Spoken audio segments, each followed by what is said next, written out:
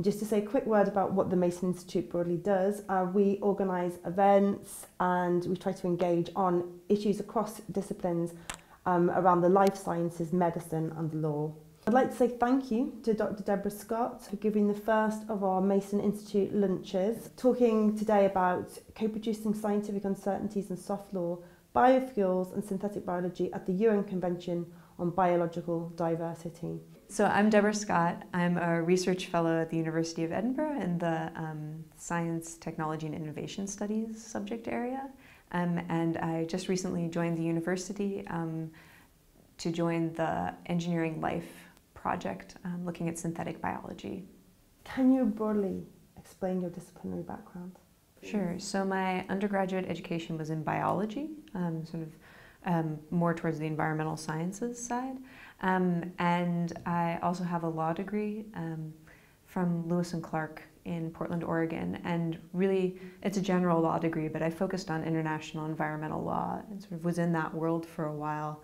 Transitioned to the world of policy, especially agriculture and trade policy. And then moved to geography and just recently got a PhD in geography, which is really fantastic. It's a discipline that ties together a lot of other disciplines and is a really great framework for looking at, say, global environmental governance, using tools from anthropology, from sociology, and has really great sort of theoretical frameworks for examining scale, so not taking global for granted, and looking at sort of knowledge production and a lot of the different questions that I'm interested in. Geography is a great discipline for that. Okay, thank you. From the work you've done, what alternative approaches to the precautionary principle could you propose? Mm-hmm. So by far the dominant way that governing bodies actually acknowledge uncertainty is through a risk framework, and mainly risk assessment and then risk management. And the thing is that risk is actually quite a narrow kind of uncertainty. So risk is something where you can identify the kinds of possible impacts, and you can actually quantify the probability of those impacts. And then you sort of apply a risk assessment framework to that. So that's the dominant way, but that's a very narrow kind of the sort of much broader range of scientific uncertainties that exist. So you have situations where you can't quantify the probability of those known risks. There are situations where you can't identify the potential impacts that might happen. And there's sort of ambiguity where it's also there's not agreement on what harm would actually look like and sort of how to understand the impact. So sort of the genetic modified foods are a really good example of where ambiguity has played a big role. And so when you start looking for ways that that governing bodies respond to those kinds of uncertainties, it gets a lot narrower. There's really not a lot of options out there. And sort of, again, the more dominant would be to maybe say, okay, well, we can at least acknowledge that there are some uncertainties where we know what it is we don't know, and there's a pretty clear timeline by which we're going to be able to fill in the gaps of our knowledge. And so that's sort of the WTO's take on uncertainty and sort of how the World Trade Organization responds to scientific uncertainty. But there are also sort of multilateral environmental agreements that acknowledge that that's not enough, or that take a broader approach, and those often invoke precaution in some kind. And so this is what gets referred to as the precautionary principle or the precautionary approach.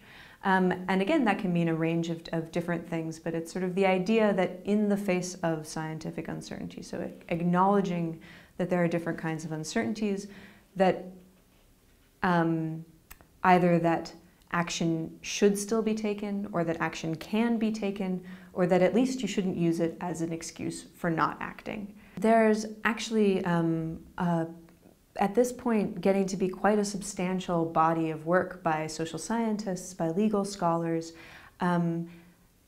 really engaging with precaution and saying, what can this mean? How can we use this as a tool beyond it being raised as a straw man as, well, we can't use a precautionary approach because then we just won't do anything. And I think that the sort of most useful, for me at least, ways of thinking about it is start looking at, well, what can taking an approach of precaution mean for processes of decision making? So not necessarily just the outcomes of decisions. Is it going to be a moratorium, or is it going to be support for, say, geoengineering or a new technology of some kind?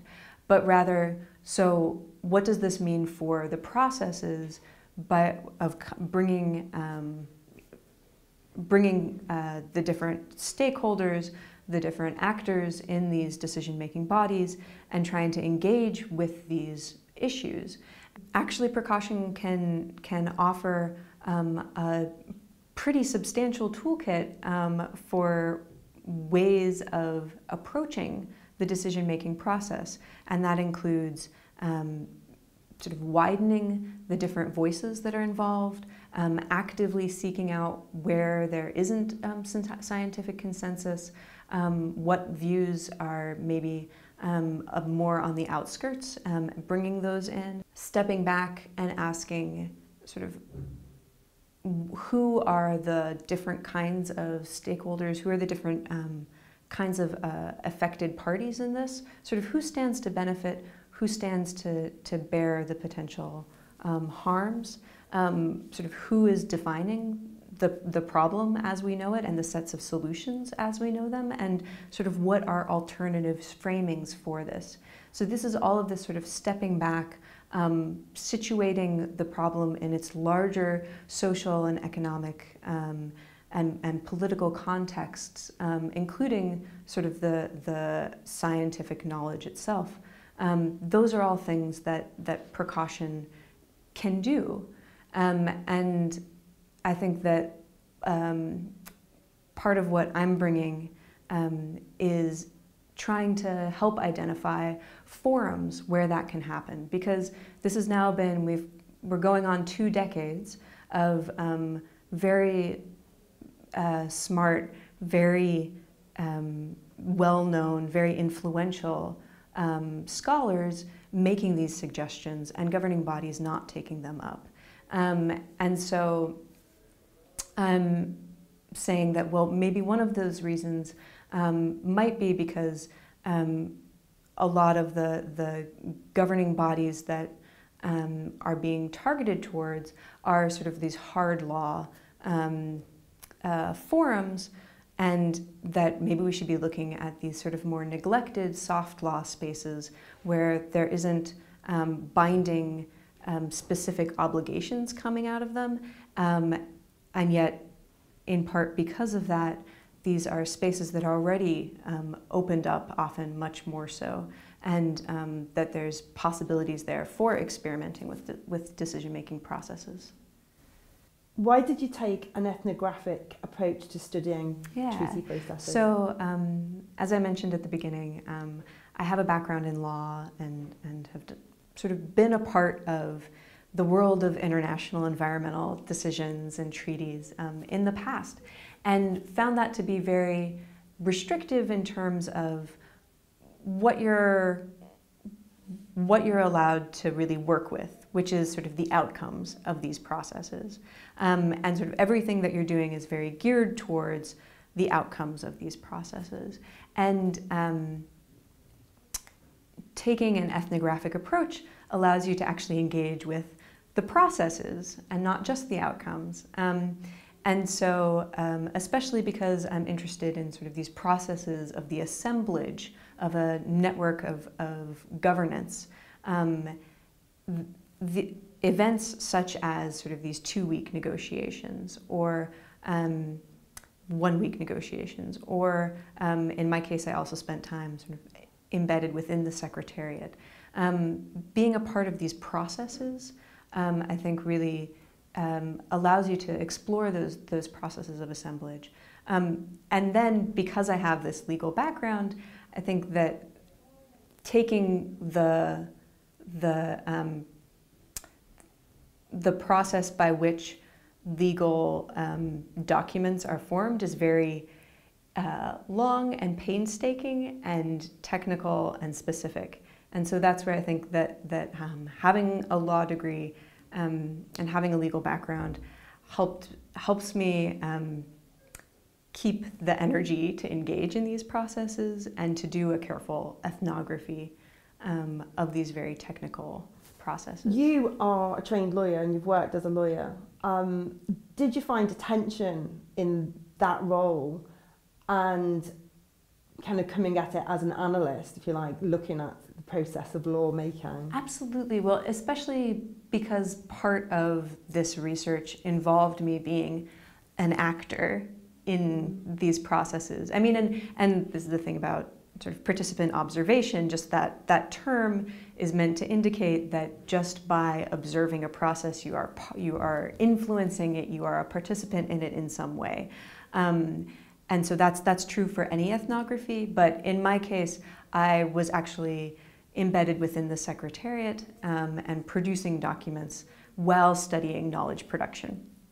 And so that required a lot of reflexivity on my part, we can say, and also a certain amount of being very careful to perform neutrality as that is defined within this treaty body, and really taking that seriously and really respecting that, even though as a social scientist, you know, a good deal of what we do is talk about how nobody's neutral and talk about how objectivity doesn't exist, right?